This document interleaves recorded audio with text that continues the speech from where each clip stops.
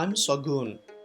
My research area is ICT in education in crisis situations, and I will be particularly looking into affordances of and challenges to using ICT in education, referring to the COVID-19 pandemic crisis context.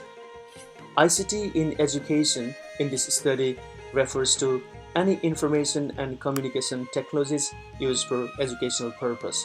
So it will be A. Digital technologies such as digital resources and devices, software that includes apps and games, hardware, for example, mobile devices, computers, USB devices, and mobile projectors, or digital content, for example, any files, and B. Television and radio used for educational purpose. ICT is conceived to have a potential to support to manage education during the crisis situation. But the questions which have not been answered so far by the studies are: to what extent the teachers, learners and administrators have realized and acted upon the affordances of ICT in education in a crisis period? What are the challenges to using ICT in education during a crisis period? This study aims to explore these questions. This is a qualitative study and it will be carried out in Nepal. Conflicts, disasters caused by natural hazards and pandemics keep millions of children out of school, and the numbers are rising.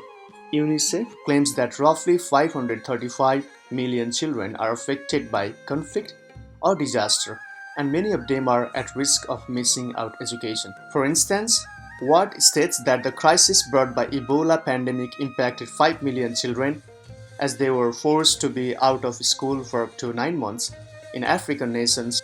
In recent years, there is an increasing attention to support the education in conflict and crisis situation through ICT, claims Daha.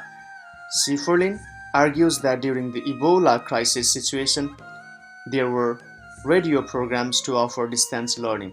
There are reports that digital technologies are used to run online classes during a crisis period, for instance, to cope with COVID-19 pandemic crisis situation. However, referring to a case of Nepal, Sharma claims that due to a lack of plans and preparedness, the effectiveness of online classes during current crisis context is also questioned by various experts.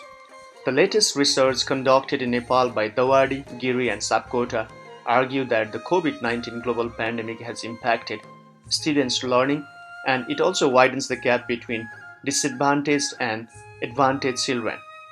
The study carried out by Daha in 2016 on ICT for education in crisis and conflict setting reveals that digital video is used for non-formal education and for informal learning, including disseminating essential life skills to communities facing conflict and crisis. He claims that schooling during conflict and crisis is affected by a lack of teacher training, by breakdown in formal programs, and by gaps in programming between formal and non-formal initiatives. Therefore, he says, informal learning and pathways to education, such as through media and social networks, are important in the face of conflict and crisis. The studies and reports we discussed here reveal that ICT is taken as a potential tool to manage education during crisis situations.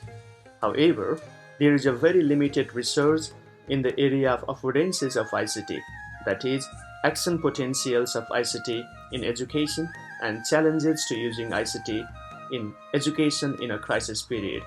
The findings of this study will help formulate a new policy or adapt the existing policies related to the use of ICT in education during a crisis period.